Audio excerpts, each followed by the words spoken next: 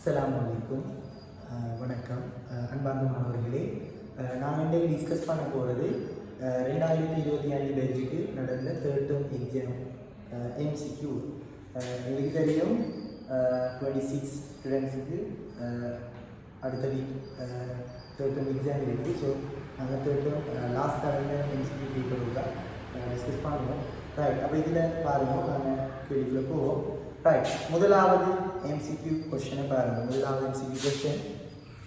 Right, first MCQ question பாருங்க. முதலாவது MCQ question பாருங்க. ரைட், ஃபர்ஸ்ட் சொல்லுங்க, பின்வருவனவற்றுள் ரைட், ஃபர்ஸ்ட் MCQ क्वेश्चन, பின்வருவனவற்றுள் பெறுதி பௌதிக கணியத்தின் அழகாக இருக்க முடியாதது அப்படின்னு சொல்றாங்க. ரைட், அப்போ பெருதி பௌதிக கணியத்தின் அழகாக இருக்க முடியாதது. அப்போ எனக்கு தெரியும், ஸோ அந்த அடிப்படை கணியம் பெருதி கணியம், அப்போ அந்த அடிப்படை கணியமாக இருக்கக்கூடியது என்றதுதான் இந்த கேள்வி இல்லையா?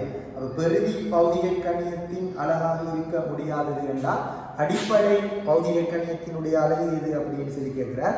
முதலாவது நியூட்டன். ஸோ அப்போ ஃபர்ஸ்ட்டுக்கு நியூட்டன் அப்படின்றது உங்களுக்கு தெரியும், அது விசையினுடைய அலகு, விசை. ரைட், விசை என்பது பெருதி. ஸோ அப்போ இது என்னோட விடைக்கு வராது. ஸோ ரெண்டாவது கெண்டேலா அப்படின்னு சொல்லுவோம், கெண்டேலா. ஸோ இதுதான் என்னோட ஆன்சர். ஸோ இது ஒளிர்வுச்சரிவு. 7 அடிப்படை பௌதிக கணியங்கள் நாங்கள் படிக்கிறீங்களா? 7 அடிப்படை பௌதிக கணியங்கள். ஸோ அதில் கெண்டேலா என்று சொல்றது சிடி. ஸோ அப்போ அது ஒளிர்வுச்சரிவு என்ற பௌதிக கணியத்தினுடைய அழகு. மூன்றாவது பாருங்க, வேட் என்று சொல்ற. ஸோ இது வலிமையுடைய அழகு. ஸோ நாலாவது ஜூல்.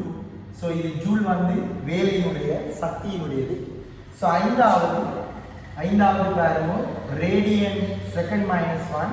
இது கோண வேகத்தினுடைய அலகு, ஆகவே இதில் ஒளிர்வுச்சரிவு என்றதுதான் அடிப்படை கணியம். ஸோ அதில் அழகு தான் கேண்டேலா. ஸோ அதுதான் பெருதி பௌதிக கணியத்தின் அழகாக இருக்க முடியாது. ஸோ விட ரெண்டாவது வரும்.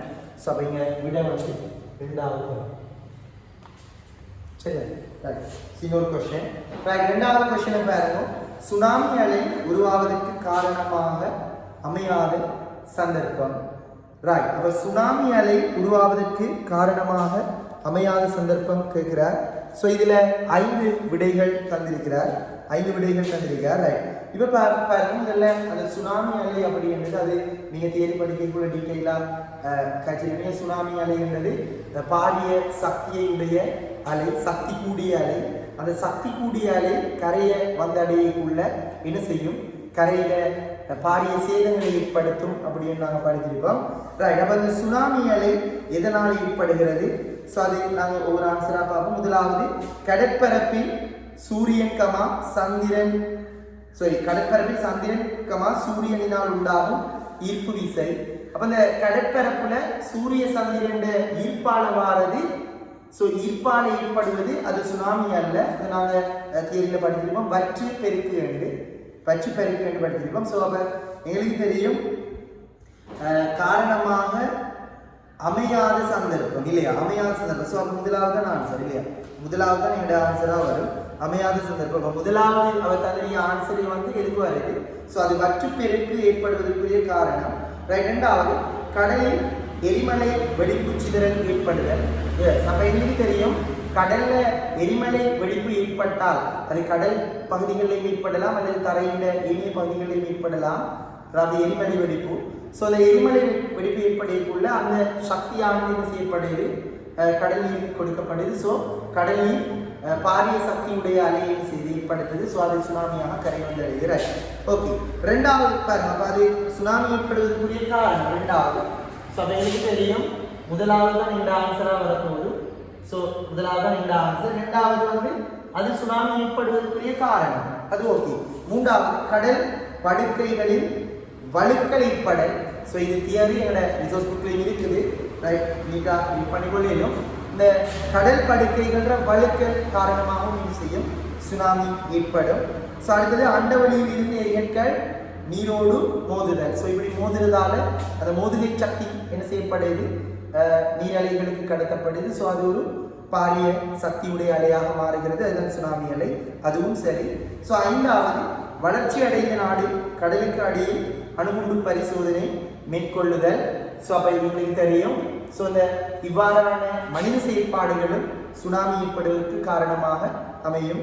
பிள்ளைகளோட ரிசோர்ஸ் புக்கில் நல்ல டீட்டெயிலாக இருக்குது. ஸோ அப்போ அதை நீங்கள் ஒருக்கா பார்த்துக்கொள்ள வேணும். இதில் அந்த 2 தொடக்கம் 5 வரைக்குமான காரணங்கள் சுனாமி உண்டாகுவதற்குரிய காரணங்களை குறித்து நிற்குது.